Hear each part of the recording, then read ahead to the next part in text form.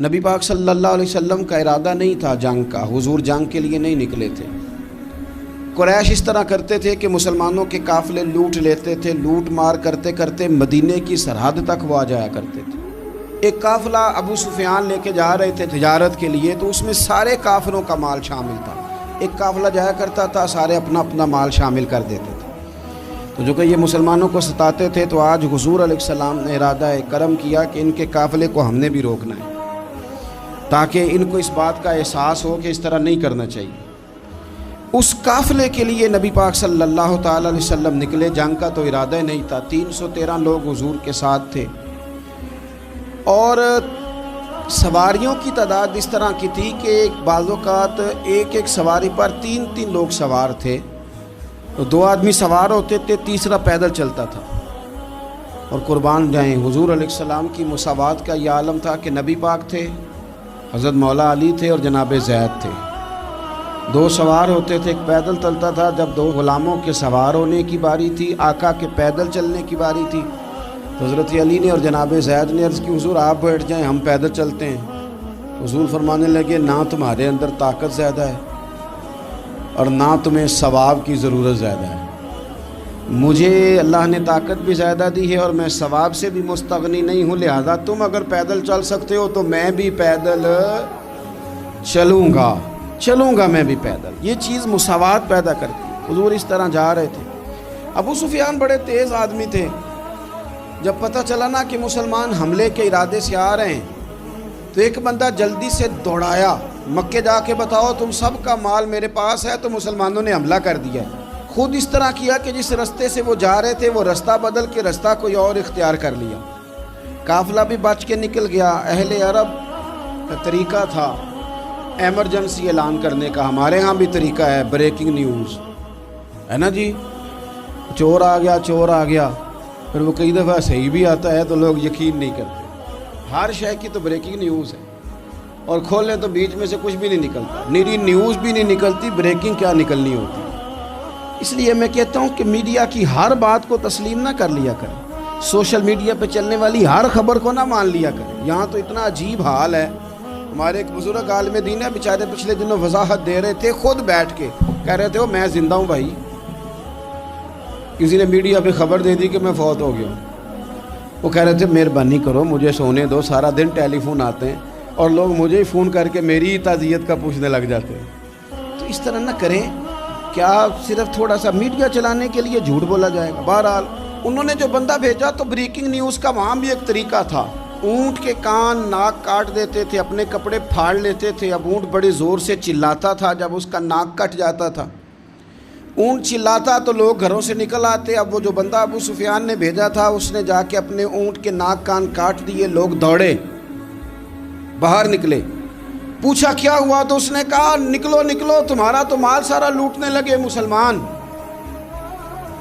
وہ ابو سفیان بچ کے نکل گئے تھے، انہوں نے پیغام بھی دیا کہ میں بچ کے آ گیا ہوں، اب آنے کی ضرورت نہیں۔ لیکن انسان کو جو چیز سب سے زیادہ پستی میں لے جاتی ہے وہ اس کا تکبر ہوتا ہے۔ تو مینوں جانتا ہی نہیں، تجھے میرا پتہ ہی نہیں، کہ لے ڈوبتی ہے چیز لوگوں۔ انہیں بھی لے ڈوبی، انہوں نے کہا جی اب نہیں واپس جانا، اب چلو۔ 1000 کا لشکر، گانے بجانے والی عورتیں ساتھ، شراب کے مٹکے ساتھ، 10 اونٹ روز ذبح ہو رہے ہیں، سردار دعوتیں پکا رہے ہیں، گوشت بھونا جا رہا ہے۔ بدر میں پہنچ گئے، مسلمان بھی 313 پہنچ گئے۔ یہ ساری رات شرابیں پیتے، وہ ساری رات سجدے کرتے، یہ ناچ گانے سرور کی محفلیں سجتی اور وہ رسول پاک کی تقریر سنتے، حضور کے خطبات سے فیض یاب ہوتے۔ عمیر بن وہب کو بھیجا ابو جہل نے، کہا پتہ کر کے آؤ بندے کتنے۔ اس نے جا کے کہا کہ 312 313 310 اتنے۔ کہنے لگا جنگ کیا کرنی ہے، ان کو سویرے اونٹوں کی پشتوں پہ باندھ کے لے جائیں گے، مکے جا کے دیکھیں گے کیا کرنا ہے۔ یہ تکبر ہے نا۔ تو عمیر بن وہب کہنے لگا ہیں 312 ہیں 313، میرے اندازے میں 310، لیکن ایک کا بھی واپس جانے کا ارادہ کوئی نہیں۔ میں نے جس کو بھی دیکھا ہے شہادت کی دعا مانگتے دیکھا ہے، ارادہ بڑا پکا لے کے آئے، شہادت ہے مطلوب و مقصود مومن، نہ مال غنیمت نہ کشور کشائی۔ نبی پاک صلی اللہ علیہ وسلم نے جب دیکھا نا کہ وہ تو جنگ کے لیے آن پہنچے ہیں اور ارادہ تو قافلے کا تھا، تو حضور نے صحابہ سے مشورہ کیا. نبی پاک علیہ الصلوۃ والسلام نے ہمیں بتایا ہے کہ چیزیں مسلط نہ کرو. ہم نہ اپنا مسلط کرتے ہیں، یعنی تراویح پڑھنے والا بندہ دوسروں کو بڑا گھورتا ہے کہ تو کیوں نہیں پڑھتا، بھئی تو پڑھ رہا ہے نا تو اللہ سے دعا کر یہ بھی پڑھے، لیکن اپنا مسلط نہ کر، دعوت دے، تبلیغ کر. نفل پڑھنے والا سب کو گناہگار ہی سمجھنے لگ جاتا ہے. عصر کی پہلی 4 سنتے تو کیوں نہیں پڑھتا، تو کیوں. بھئی آپ مسلط کریں گے، آپ رائے دیں اور رائے دے کے سائڈ پہ ہو جائیں. مسلط کرنے کی تو اجازت نہیں. حضور کا تو حکم چل سکتا ہے نا، چلتا ہے نا. لیکن حضور نے بھی صحابہ سے پوچھا، بھائی وہ تو لڑنے آ گئے ہیں، اب کیا کرنا ہے؟ تو حضرت صدیق اکبر کہنے لگے، حضور کرنا وہ ہے جو آپ نے فرمانا ہے. حضرت عمر کہنے لگے، حضور تلواروں کو تو زنگ لگ گیا ہے. اور جناب علی شیر خدا مرتضیٰ مشکل کشا غل عطا، مولا کائنات فرمانے لگے، حضور علی اور تلوار یہ تو رشتہ ہی بڑا پرانا ہے، تیاری کریں. حضور کا خیال تھا کہ انصار بھی تو بولے نا، یہ تو سب مہاجرین بول رہے ہیں. انصار کو جب سمجھ آئی نا کہ اشارہ ہماری طرف ہے تو حضرت سعد بن عبادہ اٹھے، کہنے لگے، حضور آپ کا اشارہ ہماری جانب ہے؟ فرمایا ہاں. کہا یا رسول اللہ صلی اللہ علیہ وسلم، خشکی پہ بھی لڑیں گے اور دریا میں بھی لڑیں گے. حضور انسانوں سے بھی لڑیں گے اور آپ حکم دیں گے تو جنوں سے بھی لڑیں گے. وہ بیٹھے تو حضرت مقداد اٹھے اور کمال کر دی، کہنے لگے یا رسول اللہ آپ ہم سے ارادہ پوچھ رہے ہیں؟ ہم کوئی حضرت موسیٰ کی قوم ہے جو اپنے نبی سے کہہ دیں گے آپ لڑیں اور آپ کا خدا لڑے؟ سونیا ہم آپ کے ساتھ لڑیں گے اور آپ کے قدموں پہ جانیں بھی قربان کریں گے. نبی کا حکم ہو تو کود جائیں ہم سمندر میں اور جہاں کو محو کر دیں نعرہ اللہ اکبر میں. نہتے 313 بشر شوق شہادت میں نکل آئے تھے میدان میں محمد کی قیادت میں. نہ تیگ و تیر پہ تکیا، نہ خنجر پہ، نہ بھالے پر، بھروسہ ہے تو ایک سادی سی کالی کملی والے پر. نبی پاک صلی اللہ تعالیٰ علیہ وسلم نے جذبات سنے تو فرمایا چلو نہ چلیں، پر چھوٹے چھوٹے بچے واپس کر دو. ایک چھوٹے بچے تھے عمیر بن ابی وقاص، حضرت سعد بن ابی وقاص کے پائی، زمین پہ لیٹ کے رونے لگے، سونیا میں نے بھی جانا ہے. کمپیوٹر کے لیے نہیں رو رہے، موبائل کے لیے نہیں رو رہے، نئی سائیکل کے لیے نہیں، شہادت کے لیے. حضور میں لڑوں گا، اب مجھے لے کے تو چلیں. یا رسول اللہ میں طاقتور نکلوں گا، لے کے تو چلیں. ان کے آنسو دیکھ کے حضور نے فرمایا لے چلو نا ساتھ. فطرت مسکرا رہی تھی. حضرت سعد بن عبادہ ایک دوسرے سے کہہ رہے تھے ہم سے لڑنے آیا ہے ابو جہل، جس قوم کے بچوں کی شجاعت کا یہ عالم ہے اس قوم میں علی کا کیا حال ہوگا اور امیر حمزہ کا کیا عالم ہوگا. یہ ہمارے ساتھ مقابلہ کریں گے یہ لوگ. اور چھوٹے اتنے تھے حضرت عمیر کے تلوار اپنے ہاتھوں سے اپنے گلے میں نہیں لٹکا سکتے تھے، وہ بڑے بھائی نے لٹکائی. میدان میں نکلے، حضور علیہ الصلوۃ والسلام نے تقریر کی، فرمایا تمہیں پتہ ہے تم کس جنت کی جانب جا رہے ہو؟ وہ جنت ہے جس کی چوڑائی زمین آسمان کے برابر ہے. حضرت عمیر بن حمام انصاری ایک صحابی تھے. جب کریم نے فرمایا نا جنت کی چوڑائی، کسی چیز کی لمبائی زیادہ ہوتی ہے چوڑائی کم ہوتی ہے، جب فرمایا نا کہ چوڑائی زمین آسمان کے برابر ہے تو حضرت عمیر بولے، کہنے لگے واہ واہ واہ واہ واہ.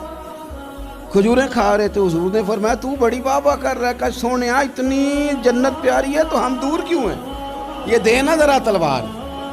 جلدی سے میدان میں نکلے، اللہ نے انہیں شہادت عطا فرمائی.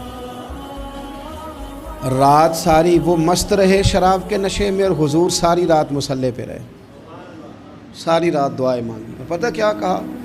اے اللہ یہ میری کل کمائی تھی 313 جو میں لے کے آ گیا ہوں، اگر یہ ہلاک ہو گئے تو قیامت تک کون تیری عبادت کرے گا، ان کی مدد فرما. اور ایک رات پہلے صفیں بھی سیدھی کرائیں، بلکہ صفیں سیدھی کراتے حضرت سواد کے پیٹ پہ چھڑی لگ گئی تو انہوں نے کہا حضور بدلا دیں. حضور نے کپڑا ہٹایا تو انہوں نے وجود چومنا شروع کر دیا. حضور نے ہمیں سبق دیا کہ صفیں بھی سیدھی کرانی ہے اور دعائیں بھی کرانی ہیں.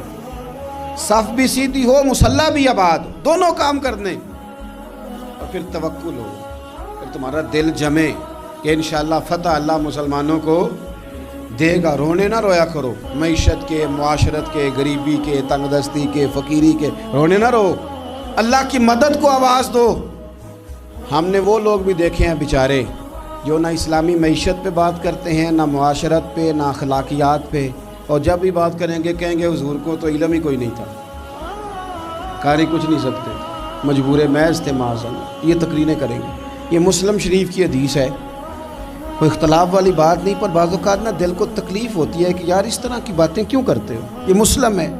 حضرت انس بن مالک فرماتے ہیں ایک رات پہلے حضور نے چھڑی پکڑی اور میدان بدر میں جا کے فرمایا، لکیر کھینچ کے فرمایا یہاں ابو جہل مرے گا، یہاں عتبہ مرے گا، یہاں شیبہ، یہاں ولید مرے گا۔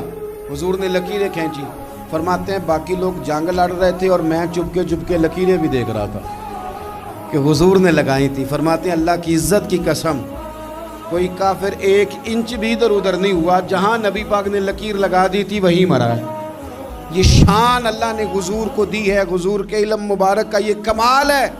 نہ اس طرح کی باتیں کریں جس سے امت تقسیم ہو۔ سویرے جنگ شروع ہوئی، صبح 3 کافر میدان میں نکلے، عتبہ، شیبہ اور ولید، 3 انصاری مسلمانوں کی جانب سے مقابلے میں نکلے۔ لیکن وہ تکبر جو ہوتا ہے نا وہ جان چھوڑتا نہیں۔ تو ولید کہنے لگا، عتبہ شیبہ کہنے لگے ہم نے نہیں ان سے لڑنا، یہ تو ہمارے پائے کے ہی نہیں، کوئی قریش میں سے بھیجو، قریش میں سے۔ آپ نے کون سا ناراض ہونا ہے؟ ویسے چودھریوں کے بچے، سیٹھوں کے بچے کچھ بھی نہیں کر پاتے، کیونکہ ساری زندگی لوگ چودھری صاحب کہہ کے دماغ ہی نہیں ٹھیک ہونے دیتے، وہ رہ جاتا ہے کام سے ہی۔ میرے حضرت صاحب فرمایا کرتے تھے، میرے استاد جی، کسی گھر میں علم چلا جائے تو کئی دفعہ نکل آتا ہے، لیکن کسی گھر میں پیری مریدی چلی جائے وہ نہیں نکلتی، کیونکہ پیر کا بیٹا جس طرح کا بھی ہو لوگ پیر مان ہی لیتے ہیں۔ اور اسی طرح کسی گھر میں چودراہٹ چلی جائے تو وہ بھی باہر نہیں آتی۔ بچوں کو لوگ چودھری کہہ دیتے ہیں، اس بیچارے کا بھی دماغ خراب ہوتا ہے، کچھ کر ہی نہیں پاتا۔ یہ چودراہٹ ہر جگہ مصیبت کھڑی کرتی ہے الا ماشاءاللہ۔ ولید کہنے لگا ہم نے نہیں لڑنا، یہ ہمارے پائے کے بندے پہ جو انصاریوں سے لڑے۔ تو فطرت مسکرا کے کہہ رہی تھی لگتا ہے تمہارا جلدی مرنے کا ارادہ ہے، ٹھیک ہے۔ پھر نبی کریم نے فرمایا ٹھیک ہو گیا، چلو۔ ابو عبیدہ بن جراح اٹھے، حضرت عبیدہ اٹھے، حضور نے فرمایا اب اللہ کا شہر امیر حمزہ اٹھے، حضرت امیر حمزہ اٹھے۔ تیسرے نمبر پہ حضور نے فرمایا یا علی یکم، علی اٹھنا جار ذرا نکلنا میدان میں۔ دیواریں ہلتی رہتی ہیں اور در کانپ جاتا ہے، علی کا نام سن کے اب بھی خیبر کانپ جاتا ہے۔ حضرت علی شیر خدا رضی اللہ تعالیٰ مولا کائنات اٹھے، حضرت امیر حمزہ اٹھے، حضرت عبیدہ اٹھے، عتبہ کے مقابلے میں گئے، حضرت امیر حمزہ قتل کیا اپنے دشمن کو۔ شیبہ کے مقابلے میں گئے حضرت عبیدہ، لیکن حضرت عبیدہ بوڑھے تھے، اس نے ان پہ حملہ کیا، ان کا پیر کاٹ دیا۔ حضرت علی نکلے ولید کے مقابلے میں، 2 ہی ضربیں لگائیں، ولید کا سر کاٹ کے حضرت عبیدہ کی مدد کو بھی پہنچ گئے حضرت علی، اس کو بھی قتل کیا۔ پھر حضرت عبیدہ کو اپنے کندھوں پہ اٹھایا، نبی پاک کی بارگاہ میں لائے، انہوں نے حضور کے قدموں کو چوم کے کہا حضور مجھے شہادت ملی کہ نہیں ملی؟ نبی پاک نے فرمایا رب نے تمہیں شہادت کا درجہ دے دیا۔ اب میدان میں جہاد شروع ہوا، لڑائی شروع ہوئی، لوگ نکلے۔ حضرت زبیر بن عوام بھی برچھی لے کے، ایک کافر نکلا، آس اس کا نام تھا، وہ سارا لوہے کا لباس پہن کے آ گیا، صرف آنکھیں نظر آ رہی، بڑے مسلمانوں کو زخمی کر رہا تھا، اب کیسے لڑیں اس کے خلاف؟ تو حضرت زبیر بن عوام کے ہاتھ میں برچھی تھی، بس آنکھیں نظر، اتنی زور سے اللہ اکبر کہہ کے برچھی ماری نا کہ اس کا آپ نے گلا ہی کاٹ کے رکھ دیا، ہر چیز اس کے دماغ سے باہر نکل آئی، زمین پہ تڑپا۔ وہ برچھی اتنی پسند آئی نبی پاک کو، حضور کو صرف تسبیح پسند نہیں آتی، برچھی بھی پسند آتی، حضور کو صرف تلاوت والا مومن نہیں، جہاد والا بھی پسند آتا ہے۔ اصل پتہ مسئلہ کیا ہے کہ مسلمان نا ایک چیز دیتے ہیں پھر اسی کا شکار اور دوسری کو چھوڑ دیتے ہیں۔ دین ہمہ پہلو ہے، آپ سجدے کی بات بھی کریں، جہاد کی بھی کریں، دونوں دین ہیں۔ اور یہ یاد رکھیں کہ اسی سے مسلمان مضبوط ہوتا ہے۔ حضور کو برچھی اتنی پسند آئی کہ آپ کو بخاری میں ملے گا، نبی پاک نے برچھی لے کے بطور یادگار کے اپنے پاس رکھ لی۔ پھر وہ برچی حضرت صدیق اکبر کے پاس رہی، پھر وہ برچی حضرت عمر کے پاس رہی، پھر حضرت عثمان کے پاس رہی، پھر مولا علی کے پاس رہی۔ میں ان لوگوں کو کیا کہوں جنہوں نے مکے مدینے میں نبی پاک کی یادیں مٹا دی ہیں۔ سونے نے تو صحابہ کی یادگار تلواریں بھی سنبھال کے رکھی، اور تم نے حضور نے جس کنویں سے پانی پیا تھا وہ کنواں ختم کر دیا، تم نے جہاں حضور نے غسل کیا تھا وہ جگہ ختم کر دی۔ کیا بات کرتے ہو صاحب، وہ جگہیں تو ہمارے لیے چومنے کے لائق تھیں اور آنے والی نسل کو وہاں عقیدت کے پھول برسانے تھے۔ تم نے کیا سلوک کیا؟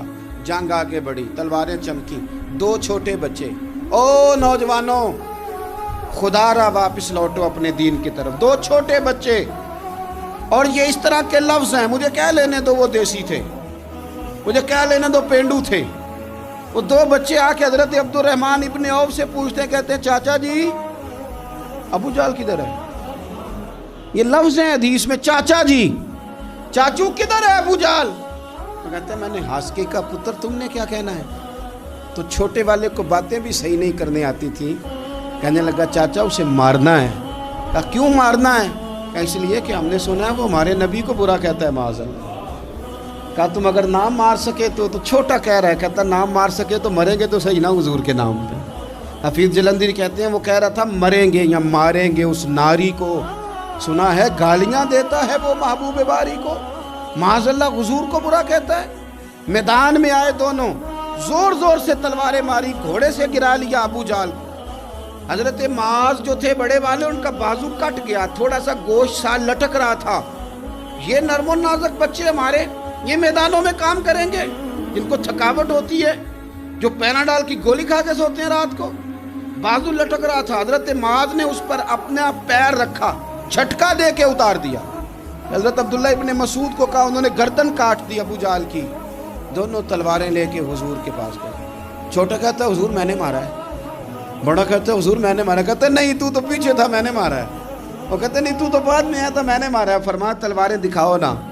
جب تلواریں دکھائیں تو حضور فرمانے لگے تم دونوں نہیں مارا ہے، برابر کا ثواب ہے۔ جس کا بازو کٹا تھا کریم رسول نے فرمایا ادھر لا نا بازو، وہ بازو لائے، حضور نے اسی جگہ رکھ کے نا دوبارہ لعاب دہن لگایا۔ حضرت معاذ حضرت عثمان غنی کے زمانے تک موجود رہے۔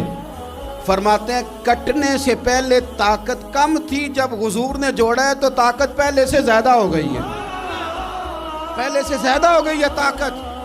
کہتے ہیں کہ نبی پاک سید عالم صلی اللہ علیہ وسلم کی خدمت میں حضرت عکاش آئے، کہنے لگے سونیا میرے جذبات کنٹرول میں نہیں آ رہے، میں ان بے ایمانوں کے گلے کاٹوں گا، پر میرے پاس تلوار ہی کوئی نہیں، کوئی تلوار ہو تو ماروں نا۔ ایک درخت کی جڑ تھی، ٹہنی تھی، حضور نے یوں کر کے کھینچی، فرمایا یہ لینا تلوار۔ کہتے ہیں وہ حضور کے ہاتھوں میں ٹہنی تھی، میرے ہاتھوں میں آتی گئی اور تلوار بنتی گئی۔ پھر اس سے کافر کاٹے حضور کے معجزات، 5000 فرشتہ بھیجا اللہ نے جنگ بدر میں۔ کتنے؟ یہ میں نے بات اس لیے بیان کی ہے کہ اقبال نے ایک مشورہ دیا، کہتے ہیں تو فضائے بدر تو پیدا کر، فرشتے تیری نصرت کو اتر سکتے ہیں گردوں سے، کتار اندر کتار اب بھی۔ اقبال کیوں ایسا کہہ رہا ہے؟ تو اقبال کہتے ہیں اس لیے کہ آج بھی ہو اگر ابراہیم کا ایمان پیدا تو آگ کر سکتی ہے انداز گلستان پیدا۔ 5000 فرشتہ آیا۔ مجھے تو لگتا ہے فرشتوں نے بھی دعا کی تھی کہ یا اللہ ہم تیرے نبی کی قیادت میں لڑنا چاہتے ہیں۔ فرشتے آئے، سپر پاور تھی روما، بڑی طاقتور سمجھتی تھی، ایران، روم، یہ کیسر و کسرا، بڑی طاقتیں تھیں۔ عرب کے لوگ تو بوریا نشین تھے، صحراؤں میں نکل کے انہوں نے الٹ پلٹ کے نہیں رکھ دی سارا کچھ۔ علامہ اقبال سے کسی نے پوچھا تھا کہ مسلمان دوبارہ سے کبھی میدانوں میں آئیں گے؟ تو اقبال کہنے لگے ہاں ہاں ضرور آئیں گے، آئیں گے، یہ نکلیں گے۔ کیا کس طرح؟ کہنے لگے میں نے فرشتوں سے سنا ہے، نکل کے صحرا سے جس نے روما کی سلطنت کو الٹ دیا تھا، نکل کے صحرا سے۔ قدسی کہتے ہیں فرشتوں کو، اقبال کہتے ہیں رات وہ باتیں کر رہے تھے، میں نے سنا ہے کہ نکل کے صحرا سے جس نے روما کی سلطنت کو الٹ دیا تھا، سنا ہے میں نے یہ قدسیوں سے کہ وہ شیر پھر ہوشیار ہوگا، وہ جاگے گا، وہ بیدار ہوگا۔ یہ قدسیوں سے سنا ہے میں نے، وہ آئے گا میدانوں میں۔ گمسان کا رن پڑا، ابو جال قتل ہوا، امیہ قتل ہوا، کچھ دیر کے بعد مارا گیا، ابو البختری اور عتبہ اور شیبہ اور ولید بڑے بڑے سردار قتل ہوئے، 70 کافر مارے گئے، 70 مسلمانوں نے قیدی بنا، باقی بھاگ گئے اور سامان چھوڑ کے بھاگ گئے اور گھوڑے چھوڑ کے بھاگ گئے، اور جس کو ادھر بھاگنے کا موقع ملا ادھر بھاگا، کہہ رہے تھے ان کو باندھ کے لے جائیں گے، اور جس کو ادھر بھاگنے کا موقع ملا وہ ادھر بھاگا۔ پیچھے سے حضرت سعد بن عبادہ بول رہے ہیں، کہنے لگے ہم نے تو سنا تھا مردوں سے مقابلہ ہے، تم تو بیویوں سے بھی کمزور نکلے ہو، کیا بھاگتے ہو؟ 14 مسلمان شہید ہوئے صرف، 3 دن حضور نے قیام کیا بدر میں، قربان جائیں۔ جنگ کا آغاز بھی میرے نبی کے سجدے سے ہوا، اور جنگ ختم ہوئی تو پھر کریم سجدے میں چلے گئے۔ اللہ تیری مدد آئی تو کام بنا، تیری مدد نہ ہوتی تو کچھ نہ کر پاتا۔